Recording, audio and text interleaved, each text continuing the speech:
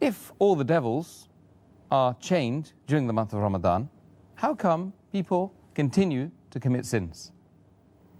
And I do agree with you, this is a common question. And I remember several years back when I was in school and when I heard this hadith that the devils are chained in the month of Ramadan, immediately the question that came to my mind, and the question that comes to many Muslims' mind and many non-Muslims, is that if the devils are chained, then how do human beings yet commit sins? This question is based on the hadith of Muhammad sallallahu alaihi wasallam, which I mentioned earlier, a Sahih hadith of Musnad Ahmad, volume number 2, page number 230, hadith number 7148, which is also repeated in Sunan Nisa'i, chapter number 5, hadith number 2106, where the beloved Prophet said that, O ye people, the blessed month of Ramadan is approaching. And Allah has ordained for you that you fast in this month. And the gates of heaven will be open in this month, and the gates of hell will be closed.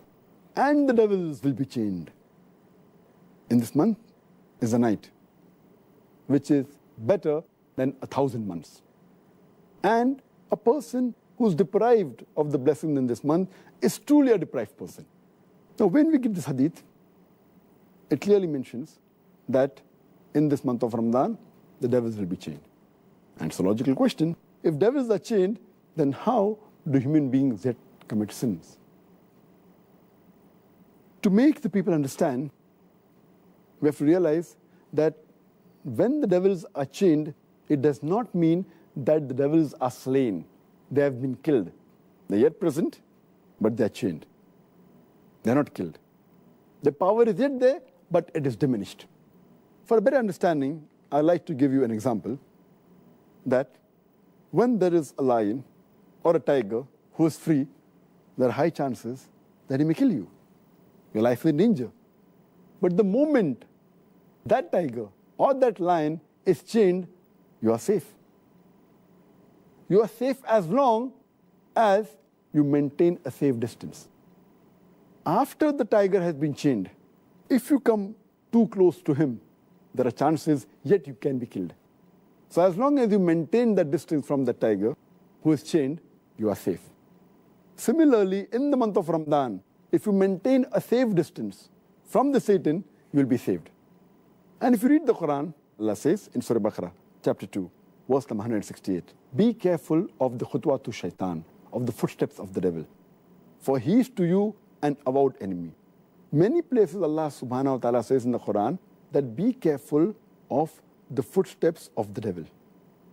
Allah doesn't say that be careful of the devil, because a normal Muslim, an average Muslim who has average Iman, when he sees the devil in front of him, he will be careful. For example, suppose there's a young girl who comes to an average Muslim, a young boy, who has average Iman. If a young girl comes and tells him that let's spend the night together, that Muslim will say, spending the night together with a girl, it's haram, it is zina. He will immediately object. But that same girl, if that girl phones that young boy and speaks to him on the phone, the boy will say, speaking to a girl on the phone, there is no problem. So he speaks to the girl for a few times on the phone for a few minutes. Later on, the girl says, let's go and have some snacks in McDonald's on Kentucky Fried Chicken. Having snacks for a few minutes, for half an hour, with a girl in McDonald's, no problem. So he goes and has snacks with the girl in McDonald's. Later on, the girl says, why not have dinner in a restaurant? Having dinner with a girl in a restaurant for a couple of hours, no problem. Then the girl says, why not spend the night together? And then the boy says, spending the night together with a girl, no problem. So this is khutwatu shaitan, footsteps of the devil. This is not mentioned in the Quran, this is just my own example. So what Allah warns us is that be careful of the khutwatu shaitan, the footsteps of the devil. If the devil comes directly in front of an average Muslim who has Iman, he will abstain. He will run away from it. But the khutwatu shaitan are the things which are dangerous. So, what we have to realize, when the devil is chained, his footsteps are restricted. So many of the sins are prevented. But if we go close to him, then the chances that we'll be overtaken by the devil and commit a sin are very high. So what we have to be careful, that in Ramadan, if we keep the distance, then the chance of committing sin is less. But if we go close to the Satan, even though he's chained, like how a tiger can walk even after he's chained, same the devil. So this is my understanding. And the beloved Prophet said, the devils are chained, the devil can yet move. But less distance. So if we keep the distance, we'll be safe. The second reason that I feel is that in the month of Ramadan, though the devils are chained, we fail to realize that the balanced 11 months, they are free. And the impact that the devil has on the human beings for these 11 months, it leaves those impact, that impression in the month of Ramadan. To give a better understanding, I always give the example that there are drug peddlers which try and get customers, the youngsters from the colleges, from the universities. So what they do initially, they give the drug free. And they entice the youngsters for having drugs. Later on, after some time, they charge a nominal amount for that drug. Later on, they charge an exorbitant amount. But by the time, the youngster is already hooked on to the drug. So even if the drug dealer is not there, they will try and find where the drug dealer is. They will go out of the way to find him and get the drug. And many of them, even if the drug peddler, the drug dealer, is imprisoned by the law, they will go out of the way to find someone else. They may go in a chemist shop and buy mandrakes, whatever it is. They are so much hooked onto it. So these people who have become addicts to drugs, or rather say, addicted to the Satan, even though the Satan is imprisoned, the effect is yet there. So in this way we understand, as a drug dealer, as a drug peddler, even after he goes, the drug addict gets accustomed to that drug. So we human beings, we are accustomed to the sin. And even though the Satan is imprisoned, we keep on committing these mistakes. But mainly those people who have become addicts fall in this category.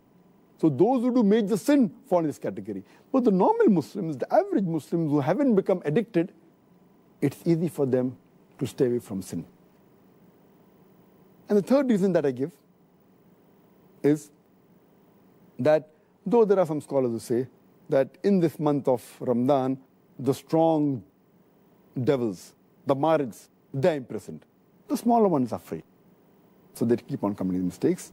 But according to my understanding, the third reason is that though the devils are chained by Allah subhanahu wa ta'ala, they can yet whisper.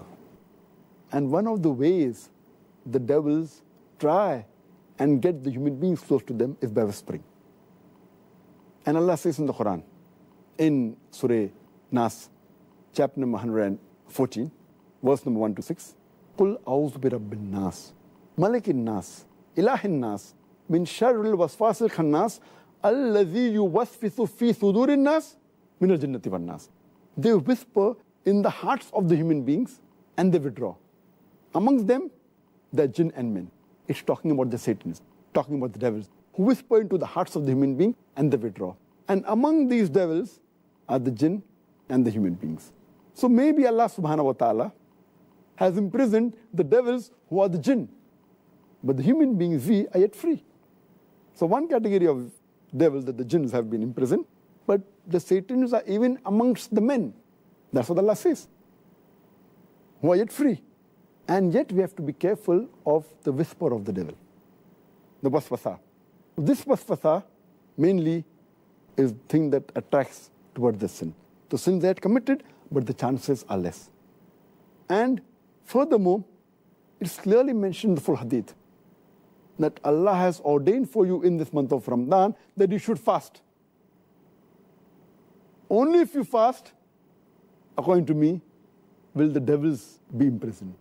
That's talking about the devils that are going to attract you.